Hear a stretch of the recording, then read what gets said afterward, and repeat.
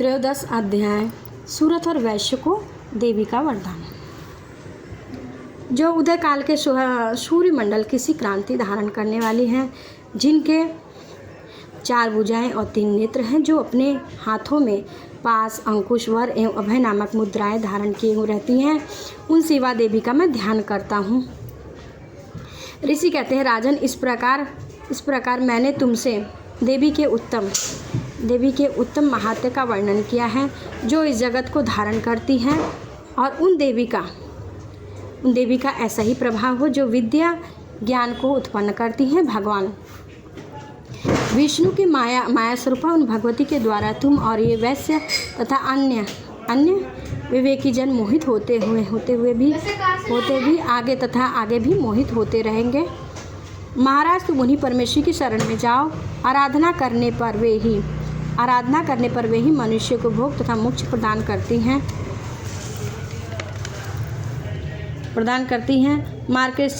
मार्कंडेय जी कहते हैं, कौशिक मेघा मुनि के वचन को सुनकर राजा सूरत ने उत्तम व्रत का पालन करने के लिए महाभाग महर्षि को प्रणाम किया। वे अत्यंत ममता और राज्य अपहरण से खिन्न हो चुकी थी। माम ने इसलिए विरक्त होकर वे राजा तथा वैश्य तत्काल ही तपस्या को चले गए और राजा के दर्शनों के लिए नदी के तट पर रहकर तपस्या करने लगे। वे वैश्य उत्तम देवी के सूक्त का जप करते हुए तपस्या में प्रवृत्त हो गए।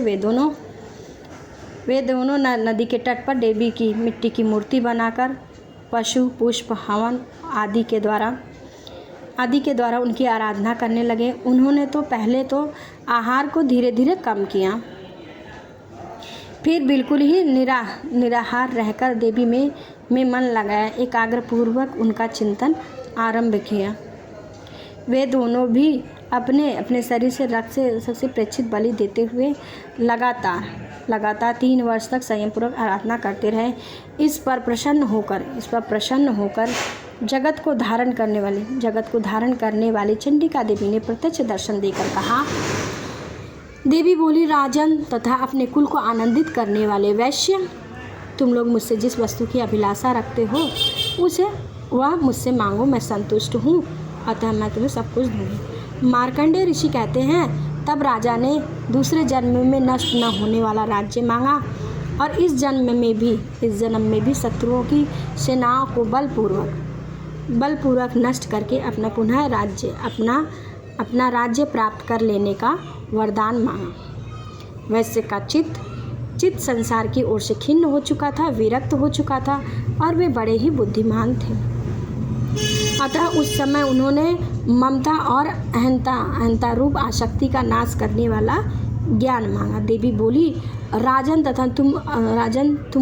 तुम थोड़े ही दिनों में अपने शत्रुओं को मारकर अपना राज्य प्राप्त कर लोगे, और वह अब वहाँ तुम्हारा राज्य स्थित होगा।